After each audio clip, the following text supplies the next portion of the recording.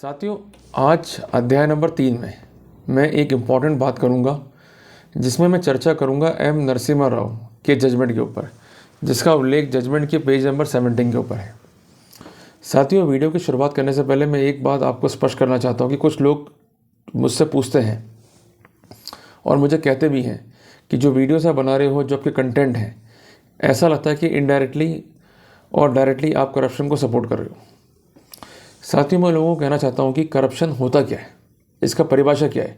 ये कानून में है ही नहीं। करप्शन का कोई आयाम नहीं है, कोई पैरामीटर नहीं है। हाँ, पर इस बात का आयाम जरूर है कि यदि कोई लोक सेवक इनोसेंट है और उसे गलत फंसाया गया है तो उसे बचाना डिफेंस का एक परम कर्तव्य है। तो ये कर्तव्य ज़िंदगी भर में निभाता रहूँगा। जिनको तकलीफ है वो रहेंगी, पर मुझे काम करना है आपके राइट्स को लेकर, आपके लिबर्टीज़ को लेकर, तो वो काम मैं ज़िंदगी भर करता रहूँगा। ठीक है जी। चलिए अपना बात शुरू करते हैं अध्याय नंबर 3 पे एम नरसिम्हा राव के जजमेंट के ऊपर। साथियों, जजमेंट को यदि आप देखते हैं पेज नंबर 17 के ऊपर, तो उसमें क्लॉज नंबर सी में जो है बात लिखी गई है, the judgment of M Narasimha Rao. ठीक है जी। ओपनिंग स्टेटमेंट क्या है इसका? In M Narasimha Rao, Justice K.T. Thomas, writing the judgment for the bench, raised the question as to whether a legal presumption can be based on a factual presumption. तो जब जज साहब जजमेंट लिख रहे थे तो एक फंडामेंटल क्वेश्चन भी यही था कि क्या लीगल प्रिजम्पशन को फैक्चुअल प्रिजम्पशन के बेसिस पर ड्रॉ किया जा सकता है क्या। ये सबसे इंपॉर्टेंट है, इसको हमें समझना होगा, क्योंकि अक्सर होता क्या कि प्रोसिक्यूशन हमेशा ये कहते हुए चलता है कि हमारे खिलाफ प्रिजम्पशन है, वी आर द कल्प्रिट और हम दोषसिद्ध होंगे। बट इन रियल स्थितियाँ क्या है, इसको भी जो है हमें समझना होगा। ठीक है। It was observe that a factual presumption is discretionary and depend upon the exercise of discretion by the court, where has the legal presumption is compulsory. तो यहाँ पर उसको डिफ्रेंशिएट भी किया गया कि अगर प्रिजम्पशन फैक्चुअल है तो वो डिपेंड करता है फैक्ट्स पे, सर्कमस्टेंसेस पे और जज साहब के डिस्क्रिशन पे। बट अगर प्रिजम्पशन जो है वो लीगल है तो वहाँ पर उसको ड्रॉ करना ही करना है। It is a compulsory presumption in the eye of law. Clear हो गया? चलें आगे। चलिए, it was further observe that section 20 of the act inter alia provides for a legal presumption which means that on the proof of certain facts the court shall presume other fact. तो सबसे महत्वपूर्ण बात की उन्होंने section 20 की ओर जो है ध्यान दिलाया, जो ये स्पेसिफिक करता है कि अगर लीगल प्रिजम्पशन ड्रॉ होगा तो होगा ही होगा, क्योंकि वर्ड शेल प्रिज्यूम जो है वो यूज़ किया गया है। But when there is no direct evidence for establishing the primary fact, पर जब कोई डायरेक्ट एविडेंस नहीं है प्राइमरी फैक्ट को एस्टैब्लिश करने के लिए और फैक्ट इन इशू को एस्टैब्लिश करने के लिए, the court has to depend upon the process of inference drawn from the other fact. तो उस परिस्थिति में कोर्ट को अदर फैक्ट्स पर जाना पड़ेगा और उनसे इन्फरेंस जो है वो ड्रॉ करना पड़ेगा ताकि वो कंक्लूजन्स जो है वो ड्राइव कर सके। क्लियर है बात ये? The crux of the question involved therefore was whether an inference made could be used as a premise for the compulsory presumption as provided in section 20 of the act।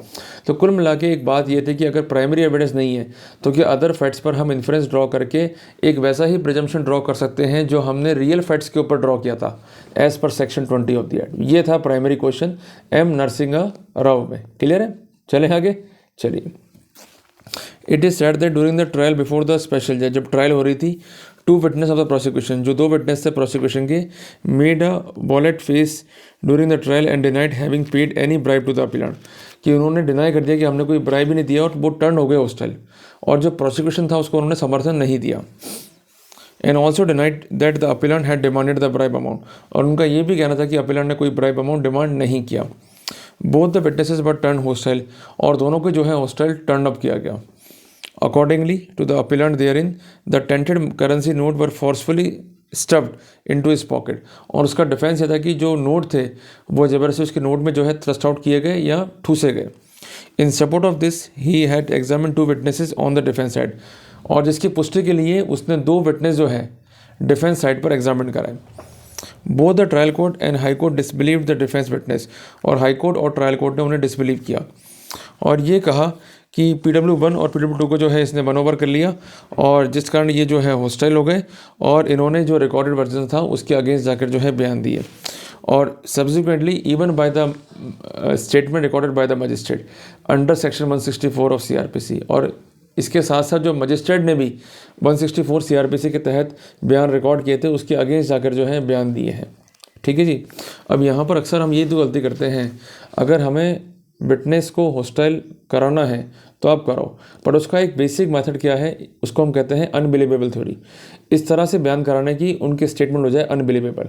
अगर आप hostile कराओगे तो ये completely different version देंगे from the police statement और statement recorded by the magistrate. और अगर वो अनबिलीव हो जाएंगे तो उनके बयानों में वैसे भी जो है रिलाई नहीं किया जाएगा। तो एक फ़ायदा जो है आपको मिल जाएगा। तो कुल मिला के चॉइस आपकी। अब यहाँ पर डिफरेंशिएट कर रहा हूँ मैं कि क्या टर्न अप लेने हैं हमारे को, कंप्लीट हॉस्टाइल वर्सेस अनबिलीवेबल। अगर ये अनबिलीवेबल होते तो प्राइमरी एविडेंस को छोड़ो सेकेंडरी एविडेंस तक नहीं मिलती, पर चूंकि हॉस्टाइल थे तो कोर्ट को ऐसा लगा कि इनको 1 ओवर किया गया है और जिस कारण से ये जो है हॉस्टाइल हुए हैं। क्लियर है बात ये? तो इस बात को जो है हमें ध्यान में रख के चलना है। In the set case the court has made a detail discussion. Court ने जो है डिटेल डिस्कस किया मे प्रिज्यूम पे और शेल प्रिज्यूम पे, जो कि डिफाइंड है सेक्शन 4 इंडियन एविडेंस एक्ट में। और एक बात आपको ध्यान में रखनी है कि जहाँ मे है वहाँ डिस्क्रिशन है और जहाँ शेल है वहाँ कंपल्सन है। क्लियर है? चलो आगे चलिए। This court observe that the word proof means such evidence as would induce a reasonable man to come to a particular conclusion. तो कुल मिला के प्रूफ से मतलब क्या है कि ऐसे कंक्लूजन जिस पर कोई रीजनेबल प्रूडेंस का मैन जो है कोई फैक्चुअल स्नैरियो रखकर रीजनेबल अपना इनपुट जो है दे सके। एक छोटी सी बात यह है कि मैं ये कहता हूँ कि ये एक पेन है तो आप भी कहोगे ये एक पेन है, क्योंकि हम दोनों एक ऑर्डनरी प्रूडेंस के व्यक्ति हैं और ऑर्डनरी प्रूडेंस अप्लाई करते हुए ये कहते हैं कि ये जो चीज़ है वो पेन है। ठीक है, बट अगर मैं ये कहूँ कि ये चीज़ क्या है तो आपको बताना पड़ेगा भाई ये पेंसिल भी हो सकती है, ये पेन भी हो सकता है। तो जिस पर हम एग्जैक्ट प्रूडेंस से अप्लाई करते हुए कंक्लूजन इजीली ड्रॉ कर सकें उसको हम कहते हैं प्रूफ, और जिस पर हम कंक्लूजन ड्रॉ नहीं कर सकें उसको हम कहेंगे येट टू बी प्रूफ। जैसे आपको मैंने समझाया अभी, जैसे ये पेन था आपको दिख रहा है इजीली, इसके टेक्सचर दिख रही है तो आप इसमें कंक्लूजन जो है ड्रॉ कर सकते हो, पर ये हो सकता है कि पेन भी हो सकता है कि पेंसिल भी हो। ठीक है जी। तो इसका रियल स्ट्रक्चर क्या है वो एविडेंस के बाद ही मालूम पड़ेगा, और एविडेंस के बाद भी अगर हम कोई स्ट्रक्चर ड्रॉ नहीं कर पा रहे हैं कि ये रियल चीज़ क्या है तो उसको हम कहेंगे yet to be proof. Clear है? तो जो चीज़ पर कंक्लूजन ड्राइव कर सकते हैं उन्हें हम कहते हैं प्रूफ। ठीक है, और जिस पर हम कंक्लूजन ड्रॉ नहीं कर सकते हैं they are yet to be proof. Clear हो गया अपने को? कोई दिक्कत तो नहीं? चले आगे चलिए। It was further observe that a presumption is an inference of a certain fact, कि जो प्रिजम्पशन है वो इन्फरेंस है सर्टेन फैक्ट्स का, drawn from the other proved fact, कि अदर फैक्ट्स प्रूव हो गए और कुछ फैक्ट्स जो है प्रूव नहीं हो पाए। तो जो फैक्ट्स प्रूव्ड हैं उनसे अगर कोई इन्फरेंस हम ड्रॉ कर रहे हैं तो उसको हम कहेंगे प्रिजम्पशन। ठीक है ना? जैसे उदाहरण के लिए मान लीजिए ये चीज़ है तो इट में भी appear as a pencil, it में भी अपीयर एज अ पेन। तो अगर ऐसी साक्ष्य मिलती है कि ये पेंसिल है और उस पर हम इन्फ्रेंस ड्रॉ कर सकते हैं तो यहाँ पर प्रिजम्पशन ग्राउंड बन जाएंगे कि इसकी बनावट जो है चूँकि पेंसिल की तरह है, इसका स्ट्रक्चर जो है पेंसिल की तरह है, तो हम इस स्टेज पर जो है प्रिजम्पशन ड्रॉ कर सकते हैं। ठीक है जी, मोटी मोटी बात कर रहा हूँ, पर अभी भी बात समझने की यही है आपको कि प्रिजम्पशन जो है वो स्ट्रिक्ट प्रूफ नहीं है। प्रिजम्पशन लेने के बाद भी फैक्ट्स को प्रूव करना होगा। ये नहीं कि प्रिजम्पशन ले लो तो हमको जो है सजा हो गई। तो कोर्ट को बोथ साइड देखनी है, डिफेंस की भी और प्रोसिक्यूशन की भी। क्लियर है? और कोई भी लॉ हमारे खिलाफ नहीं बनता है।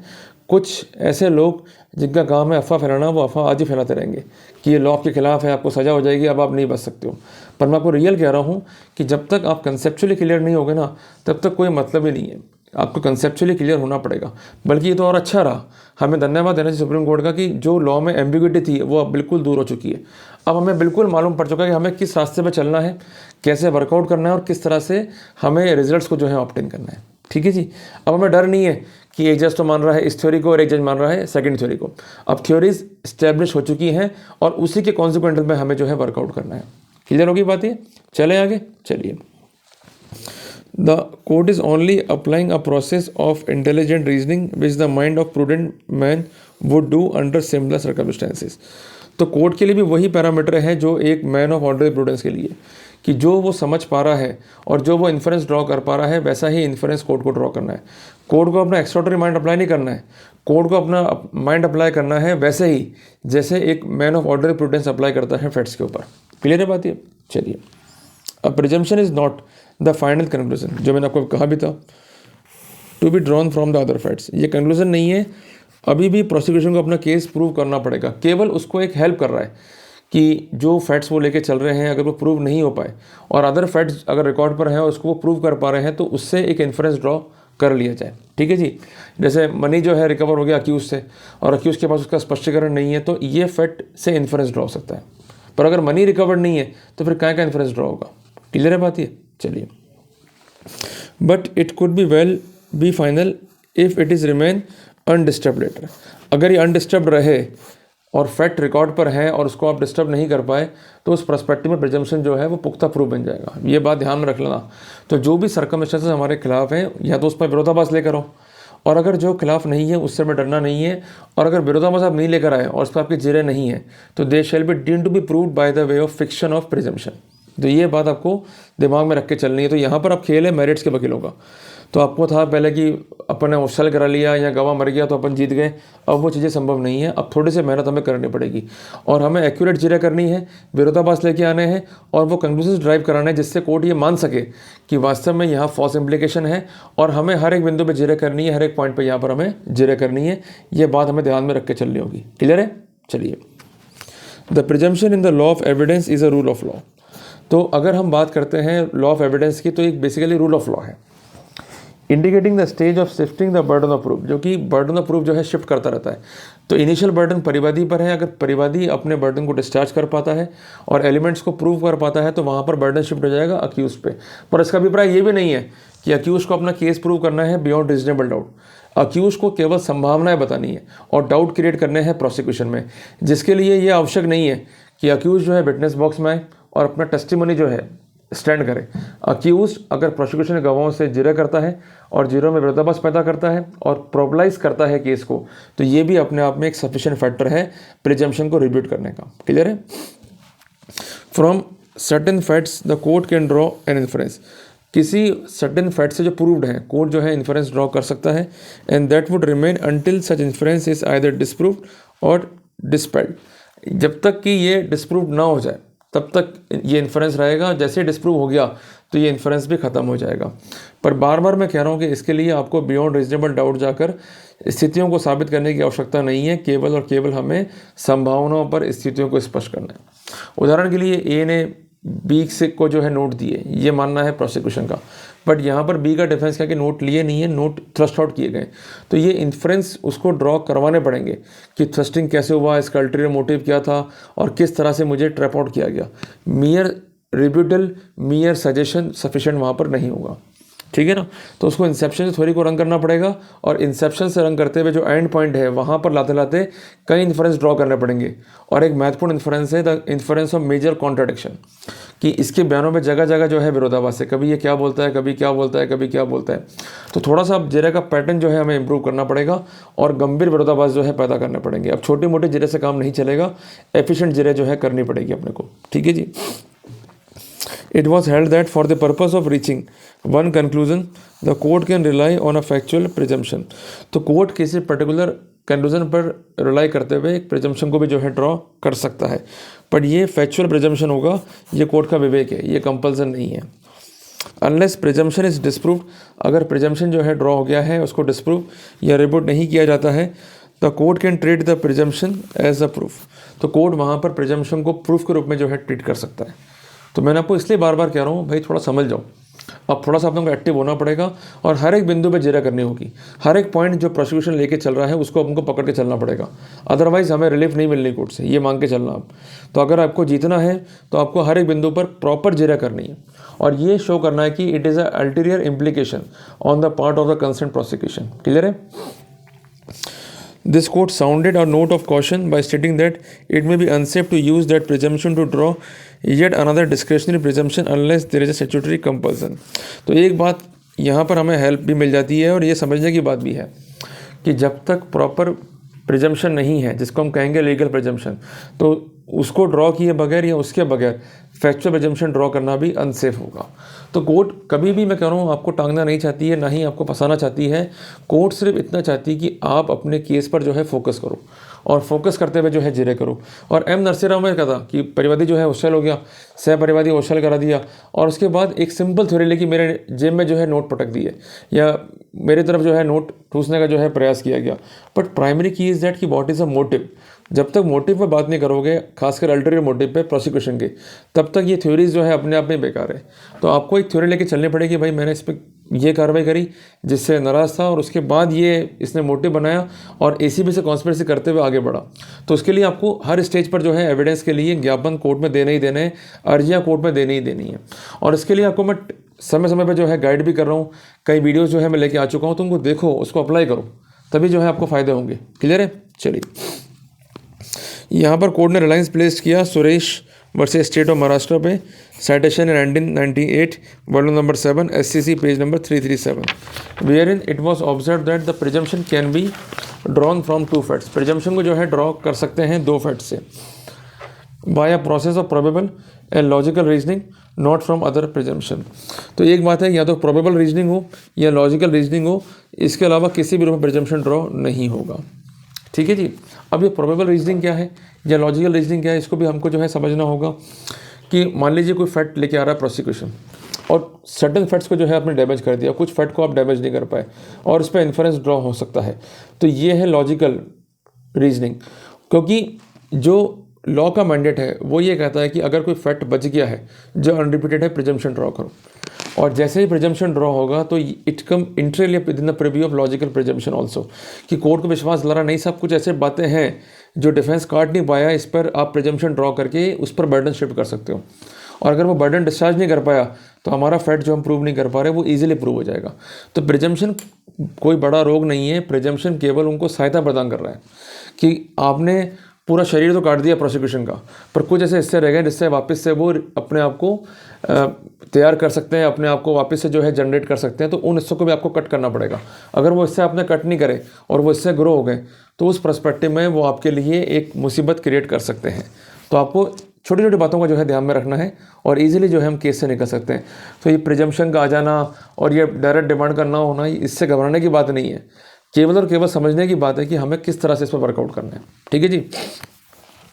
This court on the fact stabilised in the said case observe that the circumstances presiding and succeeding the discovery of tented currency note in the appellant's pocket helped the court to draw a factual presumption। जो मैंने आपको कहा भी था शुरुआत में कि आपकी जेब से नोट मिल गए और आपका स्पष्टीकरण केवल और केवल प्रोबेबल हद तक नहीं है और केवल मियर सजेशन है या मियर प्रूविंग है, तो ये अपने आप में आपको कोर्ट से जो है फ्री नहीं करा पाएगा। अगर कोर्ट की प्रक्रिया से आपको फ्री होना है तो आपको ये स्पष्ट करना होगा कि ये करेंसी नोट आपकी जेब तक पहुँचे कैसे, इसके पीछे अल्टीरियर मोटिव क्या था और इसके साथ साथ आप टारगेट क्यों हुए परिवादी के द्वारा।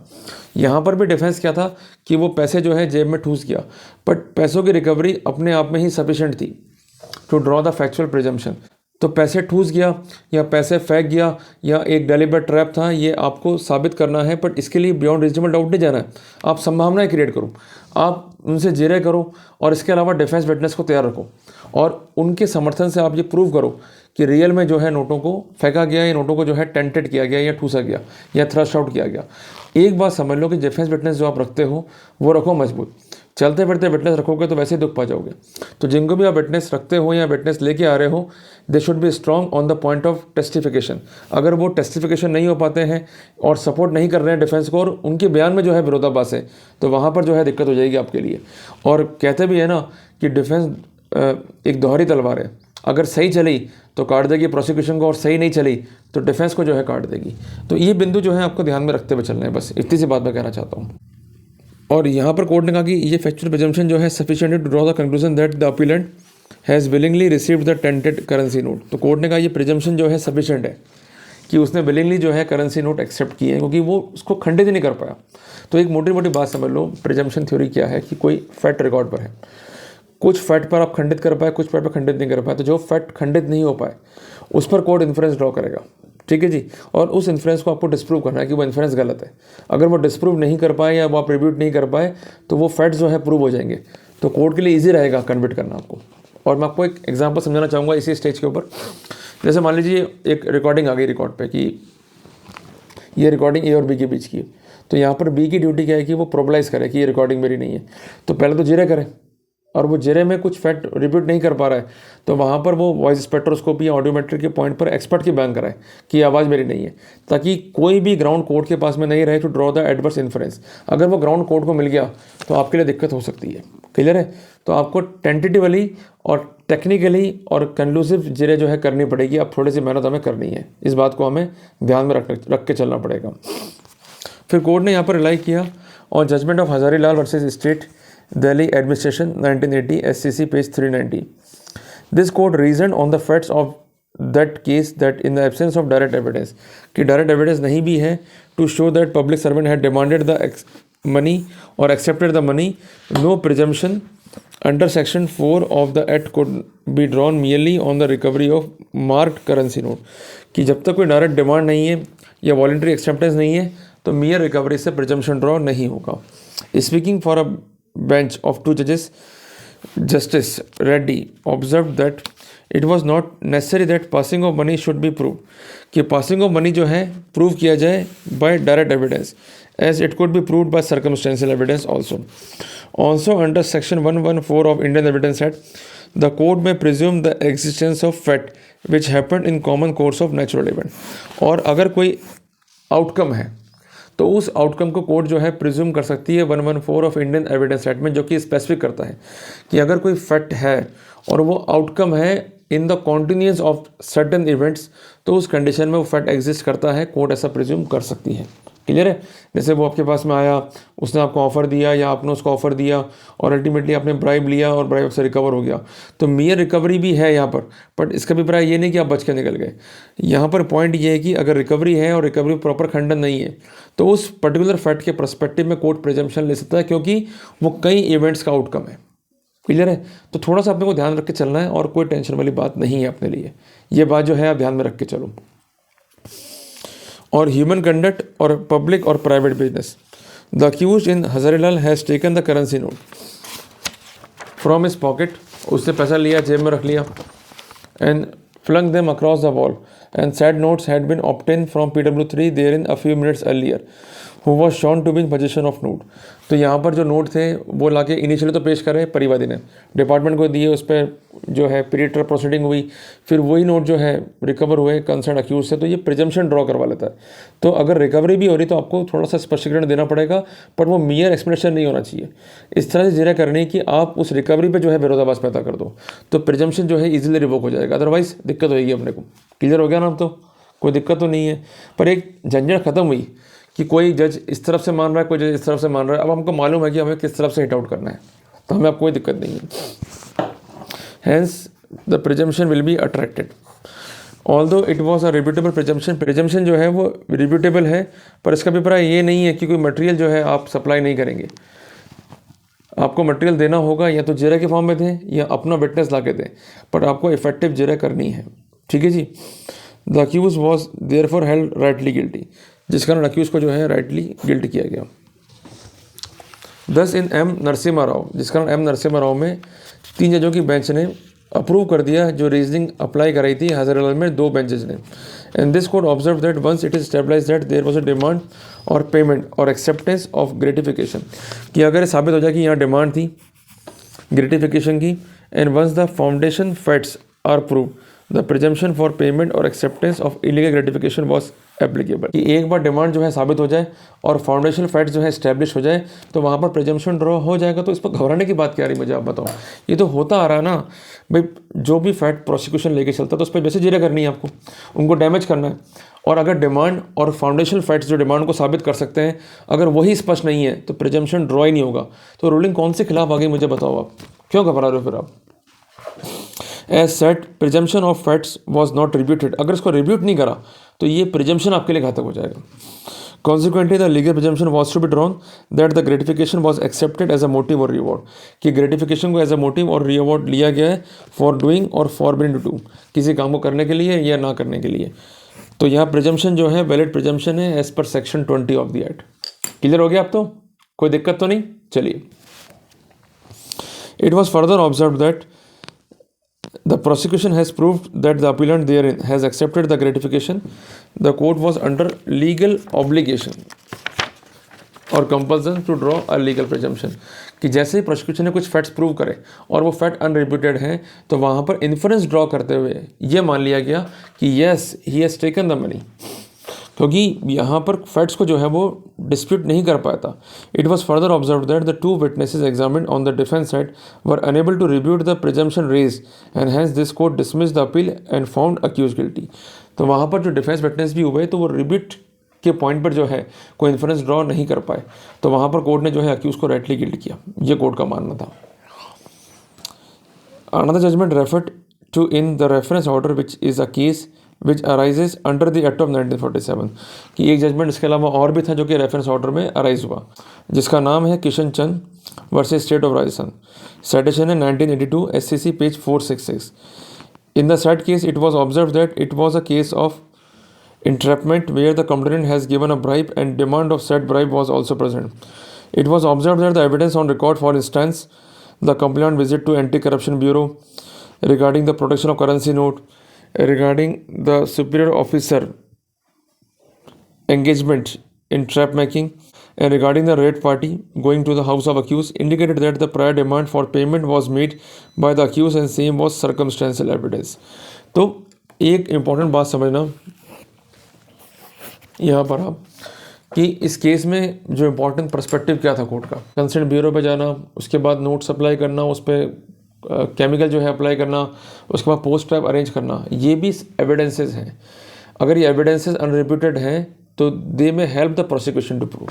तो आपको थोड़ा सा ध्यान देना पड़ेगा भाई, अब हर एक बिंदु पे जिरह करनी है, खुल के जिरह करनी है, तभी जो है हमें फ़ायदा होगा, अदरवाइज़ हम बच नहीं पाएंगे। ये बात आप मान के चलना, क्योंकि हमने हल्का सा भी हमारे खिलाफ कोई चीज़ छोड़ी कि उसको हम डिस्प्यूट नहीं कर पाए या उस पर हम कोई डाउट क्रिएट नहीं कर पाए, तो हमारे लिए दिक्कत हो जानी है। ये बात आप मांग के चलो।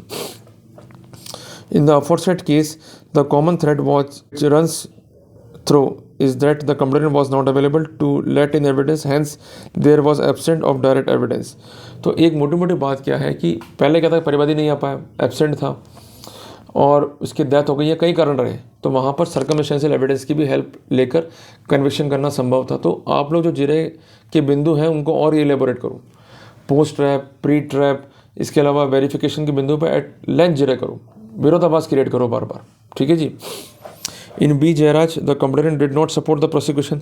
अब बी जयराज में क्या हुआ था कि परिवादी ने जो है सपोर्ट नहीं करा प्रोसिक्यूशन को, वो हॉस्टाइल हो गया।